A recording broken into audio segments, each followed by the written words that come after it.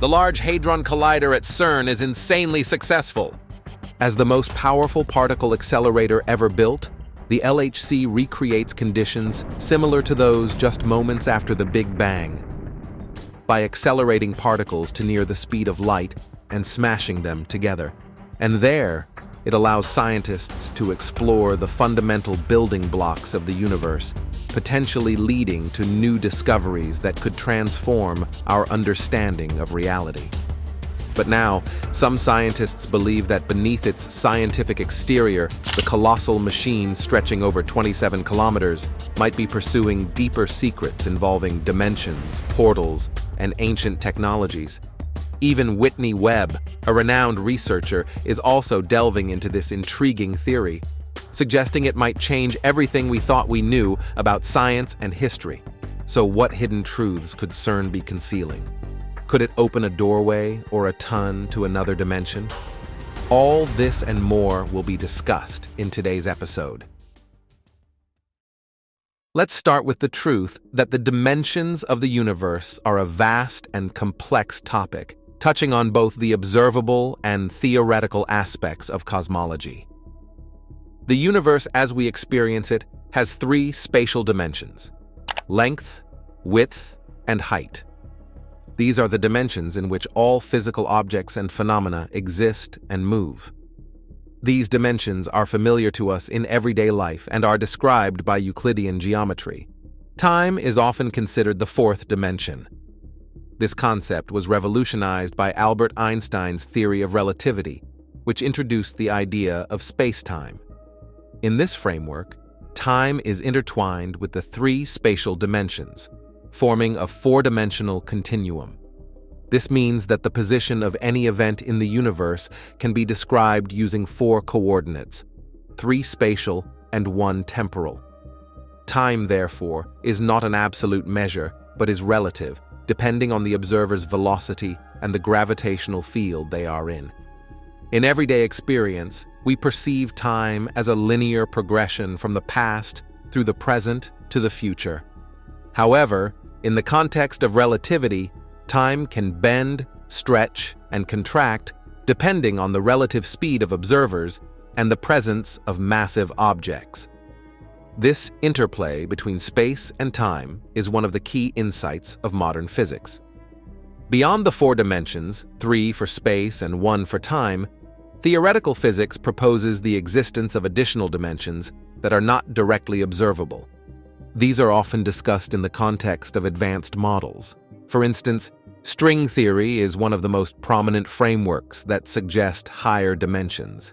In string theory, the fundamental building blocks of the universe are not point-like particles, but tiny, vibrating strings. These strings can vibrate in multiple ways, and their vibrations determine the properties of particles. For string theory to be consistent, it requires the existence of additional dimensions, usually 10 or 11 in total, depending on the version of the theory. These extra dimensions are thought to be compactified, meaning they are curled up so tightly that they are imperceptible at macroscopic scales. The idea is analogous to a garden hose. From a distance, the hose looks like a one-dimensional line, but upon closer inspection, you can see its two-dimensional surface. M-theory, an extension of string theory, posits the existence of 11 dimensions. This theory unifies the various versions of string theory into a single framework and introduces the concept of membranes or branes, which are multidimensional objects that can exist within this higher dimensional space. Our universe might be a three-dimensional brane floating within a higher dimensional bulk space. This leads to intriguing possibilities, such as the existence of parallel universes or other branes with different physical laws. But do alternate dimensions exist? Could we travel to different dimensions or parallel realities? While many people believe that this fascinating idea is just a concept in science fiction and theoretical physics, some scientists argue that CERN's LHC could make the impossible possible. For them, the colossal machine stretching over 27 kilometers hidden deep below the Switzerland and French border is not just a massive tunnel, it's a portal to the secrets of the universe. At its core, The LHC is like a giant racetrack for tiny particles called protons. Picture it like this. Imagine the LHC as a colossal tunnel, with two lanes running in opposite directions. Inside these lanes, scientists send protons, particles smaller than atoms, whizzing around at speeds close to the blink of an eye. These protons are so small that if you could shrink yourself down to their size, you'd be smaller than a grain of sand in a vast desert. But here's where the magic truly happens. It's not just a matter of firing a few protons at each other. No, scientists at CERN unleash an astonishing 100 billion protons in each direction, creating a collision course of epic proportions. And you won't believe how many of these tiny particles actually collide. On average, out of the staggering 100 billion protons hurtling towards each other, only about 50 or 60 of them manage to collide. To put this into perspective, imagine standing in the midst of a bustling city with billions of people rushing past you. Now imagine trying to spot just 50 or 60 individuals out of that massive crowd. It's an incredibly tiny fraction, yet each collision holds the potential to unlock profound secrets about the universe. This remarkable feat is repeated over and over again, with scientists observing these collisions a mind-boggling 30 million times per second. With approximately 3,000 bunches of protons hurtling through the LHC, each containing over 100 billion particles, the result is an astounding 1 billion collisions per second inside this massive machine. These collisions are sufficiently violent that they are expected to briefly create conditions similar to those obtaining countless aeons ago, not long after the Big Bang, when the entire universe was still inconceivably small.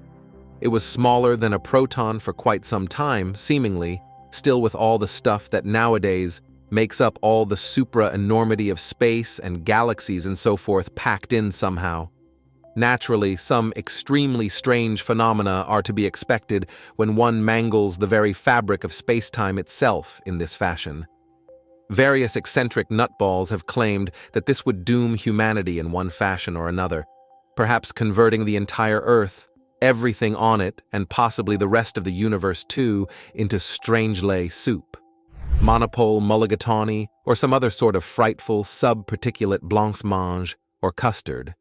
It has also been suggested that cack-handed boffins at the LHC might inadvertently call into being a miniature black hole and carelessly drop this into the center of the Earth, rather irritatingly causing the planet to implode. It's certainly to be hoped that the button marked "Call Black Hole into Being" on the control board has some kind of flip-down cover over it. Evidently, these critics were wrong. We're still here in 2024, and though it can sometimes feel like we're living in a hellscape, we are, at least for the moment, still a pre-apocalyptic society. In fact, the LHC ran successfully at the headquarters of the European Council for Nuclear Research for several years before shutting down for updates in 2018.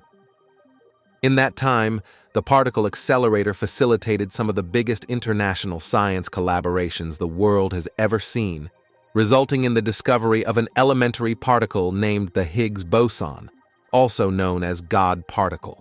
But now, doomsday fears are rising once again as the Large Hadron Collider is springing back to life to continue Run 3 operations at the energy frontier, a new period of data taking that see it create collisions at unprecedented energy levels. This time, it's not mere black holes that people are anticipating either.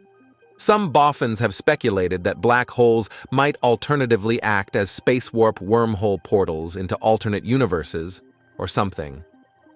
This would seem to chime with the remarks of Sergio Bertolucci, Director for Research and Scientific Computing at CERN. Out of this door might come something, or we might send something through it. In fact, the possibility of creating a black hole in a lab is a goal that scientists are actively pursuing, one that could allow researchers to answer many fundamental questions about quantum mechanics and the nature of gravity. A black hole typically forms when a star much more massive than our Sun dies. While the outer layers of such a star explode outward in a spectacular supernova, its core crumples inward, pressing down toward its central point with so much power that no known force in the universe can stop it. Unimaginable mass and density, whose gravity is so strong that even something traveling at the speed of light couldn't move fast enough to escape its clutches. These kinds of black holes are common throughout the universe. Of course, as long as something doesn't get too near a black hole, it's safe. Only within a spherical boundary surrounding the black hole known as the event horizon would a person or object get pulled inexorably inward. Enormous black holes have a big event horizon, with a diameter of millions of kilometers, whereas smaller ones have more minute event horizons, extending just tens of kilometers across. Fears about the LHC creating a black hole originated with the fact that in Einstein's special theory of relativity, mass and energy are interchangeable. Hence, the famous equation E equals mc squared, where c is the speed of light. Because a supercollider slams together protons at unbelievable velocities, nearing the speed of light, and energies, all sorts of strange and exotic particles can pop out, potentially including a black hole. But creating a black hole with even a microscopic event horizon would require billions of times more energy than the LHC is able to produce. And even if it could produce such a black hole, that object would quickly lose energy and dissipate in the blink of an eye. However, there are a number of theories that predict the existence of extra dimensions. Not merely the three spatial and one-time dimension we know to be present in our four-dimensional space-time, but at least one additional spatial dimension that exists in our universe. While we can't quite access those dimensions at the energies we've probed, it's conceivable that at scales that are smaller than those we've examined, which corresponds to higher energies, these extra dimensions exist. And if these extra dimensions exist, one theoretical possibility is that it might be possible to create black holes.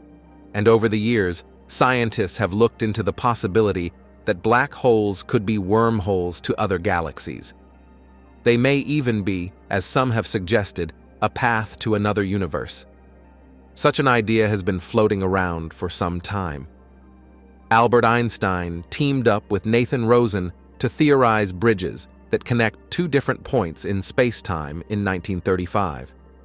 But it gained some fresh ground in the 1980s when physicist Kip Thorne, one of the world's leading experts on the astrophysical implications of Einstein's general theory of relativity, raised a discussion about whether objects could physically travel through them.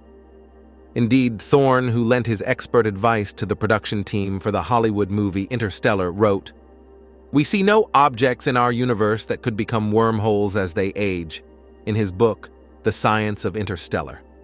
In the words of Thorne, journeys through these theoretical tunnels would most likely remain science fiction, and there is certainly no firm evidence that a black hole could allow for such a passage. But the problem is that we can't get up close to see for ourselves. Why, we can't even take photographs of anything that takes place inside a black hole.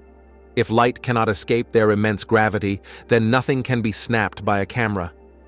As it stands, theory suggests that anything which goes beyond the event horizon is simply added to the black hole, and, what's more, because time distorts close to this boundary, this will appear to take place incredibly slowly, so answers won't be quickly forthcoming.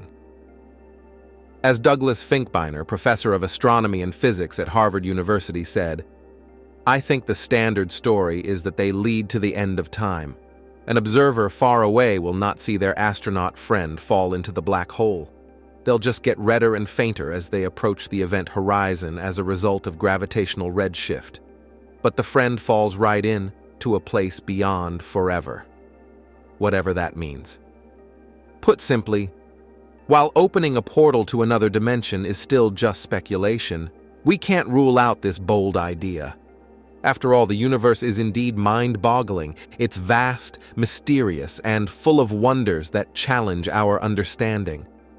When it comes to the possibilities of what could exist or happen within it, many ideas and theories are still being explored.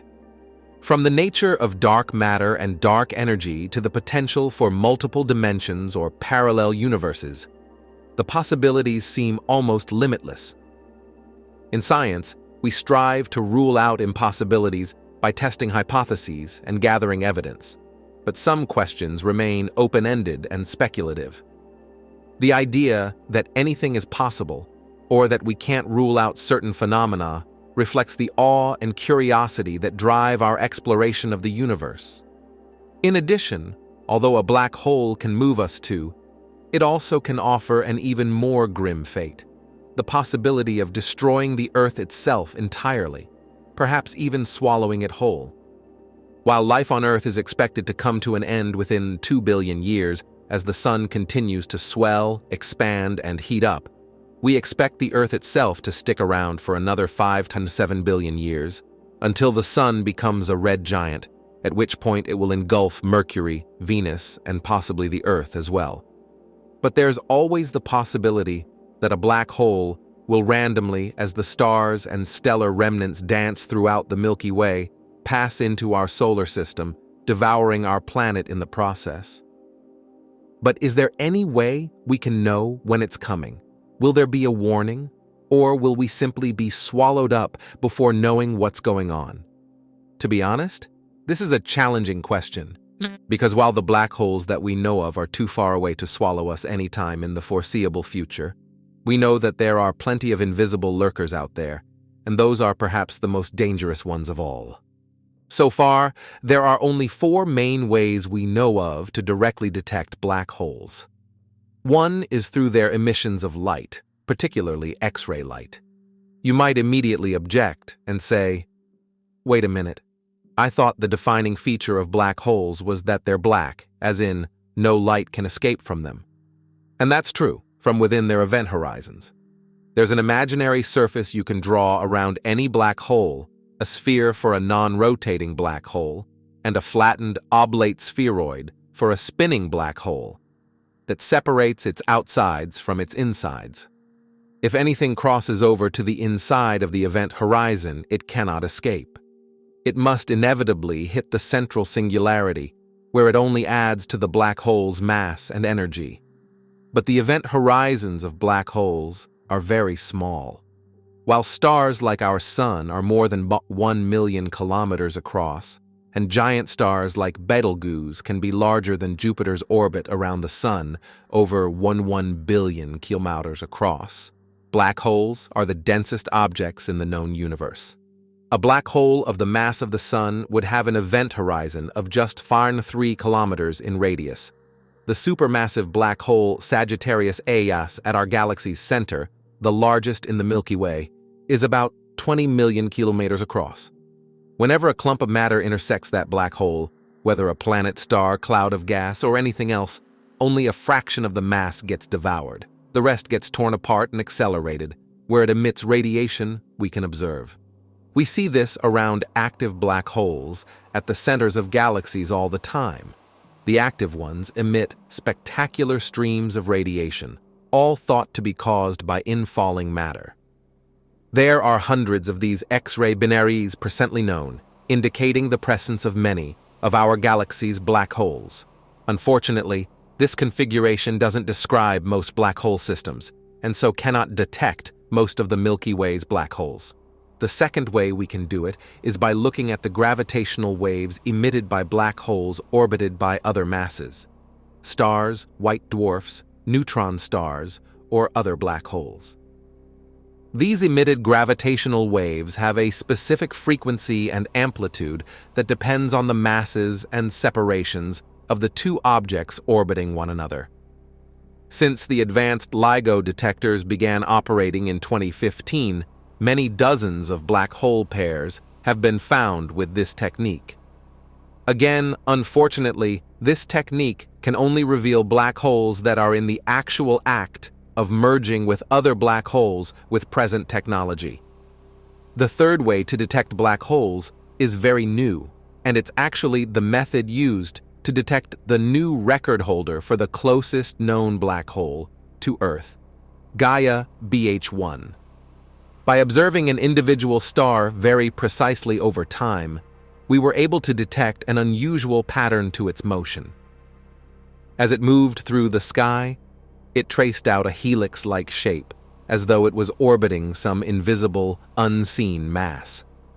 Based on the properties of the star and its observed orbit, we were able to reconstruct that there was a non-luminous object of about 5 times the mass of the Sun exerting a gravitational influence on it.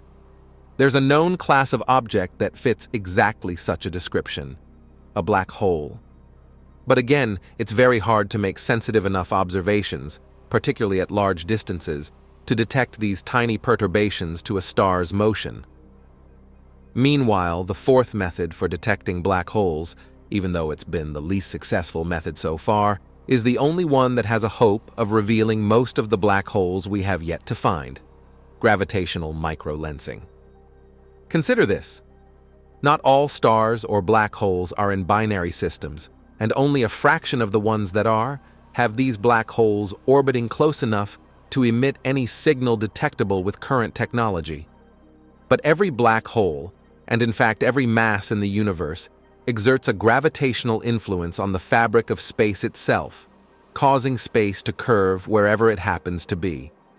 As the planets, stars, and black holes in our Milky Way move relative to one another over time, there will eventually be an alignment between any telescope or observatory in our solar system, any black hole that's out there, and a background source of light, like a more distant star or galaxy.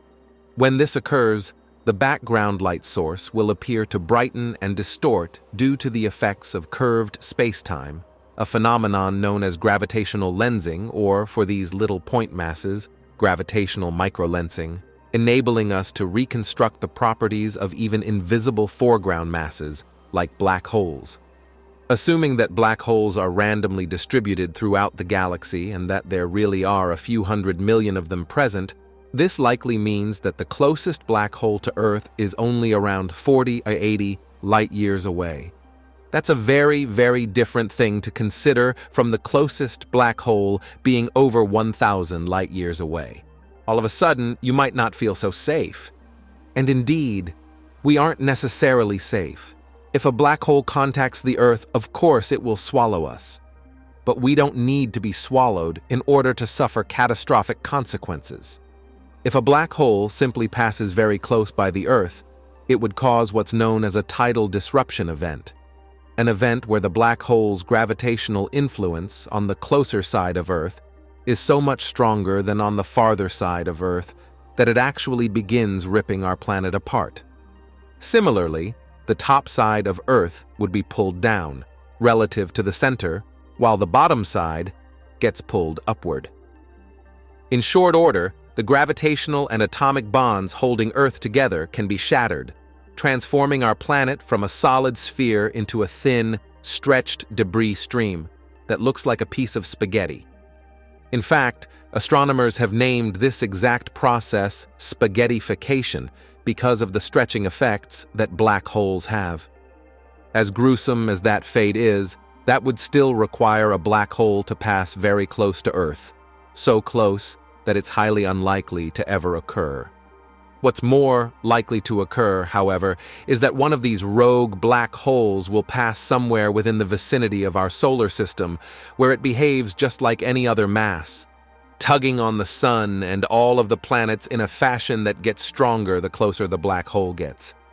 If a typical black hole passed within the orbit of Saturn or Jupiter, it could perturb the orbit of the Earth around the Sun in such a significant fashion that we'd either get hurled into the Sun or ejected from the solar system completely.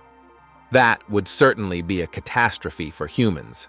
But fortunately, we don't have to be frightened by these possibilities. Instead, we can quantify, based on our understanding of physics and how abundant black holes are expected to be within our universe, the probability of such an event affecting our planet.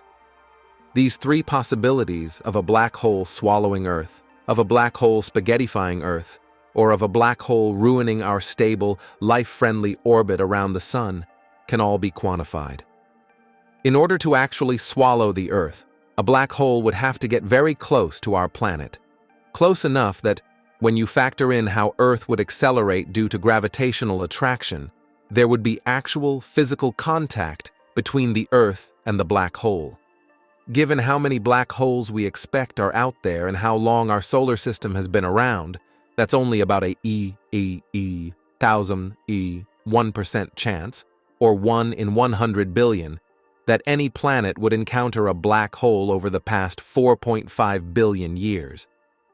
If you only want to tidally disrupt the Earth, you can be about 100 times as distant and still do it, because a black hole's gravity and the tidal forces that arise because of its effects is just that intense. That increases the odds by a factor of 10,000 to a 1% chance, or 1 in 10 million, over the solar system's history. That's still small, but it's still unsettling. It's more likely than you winning the jackpot on a Powerball lottery ticket. But if all you want to do is disrupt Earth's orbit due to the gravitational influence of the black hole, that's a different story. If a black hole comes within about the distance of Jupiter or Saturn, that would be enough to do it, and there's a 1% chance of that happening over our solar system's history, or about 1 in 10,000. Given that there are 400 billion stars in the Milky Way, this has probably happened to several million planets over our cosmic history in our galaxy alone. It's important to remember that, in many ways, our own planet and solar system are like getting a single ticket in the great cosmic lottery. There are plenty of extremely unlikely events that, given enough chances, are likely to occur somewhere in the universe. With an estimated few sextillion stars in the observable universe and many billions of years of their existence, even unlikely events will happen sometimes. While we normally think about this optimistically, where planets with the right ingredients and conditions can develop life, complex life, intelligent life, and even technologically advanced life, it also works the other way, pessimistically. Planets can get ejected, torn apart, or even swallowed whole by all the other objects out there in the universe. Stars, stellar corpses, and even black holes. The one piece of good news about all of it is that the odds of any particular catastrophe happening, even over the timescale of several billion years, is very low for any one system. But with enough chances in the universe, it's practically guaranteed that even the most remarkable of these events have happened somewhere, at some point, within our visible universe. The quest to discover them all will likely be a never-ending enterprise.